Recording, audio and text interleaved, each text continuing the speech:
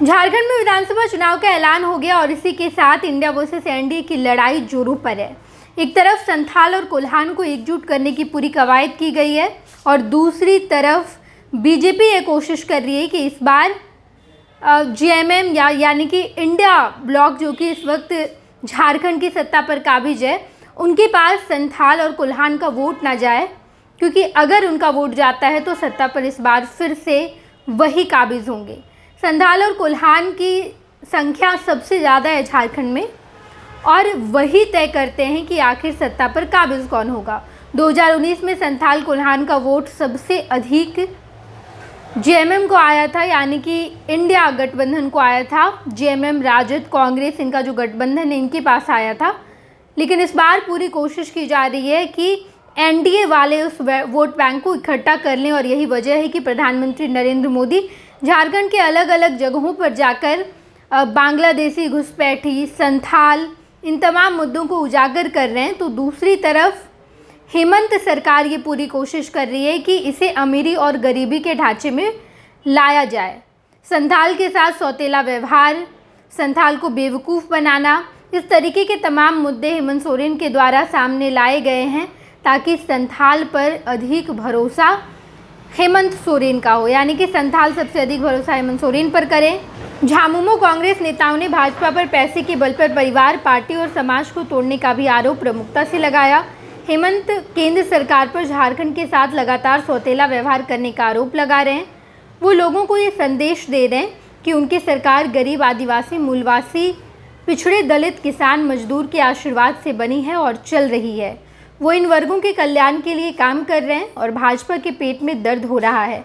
उन्होंने चुनावी लड़ाई को अमीर और गरीब के बीच संघर्ष बताया है। पिछले विधानसभा चुनाव के परिणाम में संथाल और कोल्हान में झामुमो कांग्रेस को मिली बढ़त को रोकना भाजपा के लिए मुख्य चुनौती है। संथाल में 6 जिले और 18 विधानसभा क्षेत्र हैं। संथाल में आदिवासी मुस्लिम आबादी अधिक है। 2019 में झामुमो ने 9 सीटें जीती थी तो कांग्रेस और भाजपा के खाते में 4-4 सीटें गई थी। वहीं कोल्हान में 3 जिले और 14 विधानसभा क्षेत्र हैं। 2019 में झामुमो को 11, कांग्रेस को 2 सीटें मिली थी।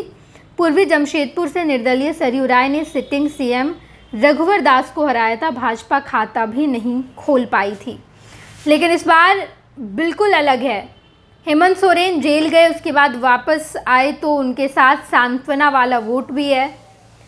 इस बार हेमंत सोरेन की पत्नी भी चुनावी मैदान में है, कल्पना सोरेन, और भाजपा इस बार झारखंड में थोड़ी कमज़ोर होती दिखाई दे रही है। हालांकि प्रधानमंत्री नरेंद्र मोदी, हेमंता बिस्व शर्मा, ये तमाम लोग झारखंड आ रहे हैं और मुद्दा आदिवासी के इर्द गिर्द घूम रहा है। चाहे वो बांग्लादेशी घुसपैठी की बात हो या फिर डेमोग्राफी में बदलाव, घटती आदिवासी आबादी का मुद्दा, इन तमाम चीज़ों को ही भुनाया जा रहा है और इसे झारखंड में होने वाले विधानसभा चुनाव का मुद्दा बनाया जा रहा है। दूसरी तरफ हेमंत सोरेन ये कोशिश कर रहे हैं कि इसे अमीरी और गरीबी के बीच का संघर्ष बताए। हेमंत सोरेन ये बताना चाह रहे हैं कि हमारी सरकार गरीबों के भरोसे, आदिवासी के भरोसे ही बनी और हम आदिवासी के लिए ही काम करते हैं, संथाल के लिए काम करते हैं। लेकिन ये सब कुछ प्रधानमंत्री नरेंद्र मोदी और उनकी पार्टी को अच्छा नहीं लग रहा है। इस वजह से ये लोग अलग अलग तरीके से हमें परेशान करने की कोशिश कर रहे हैं।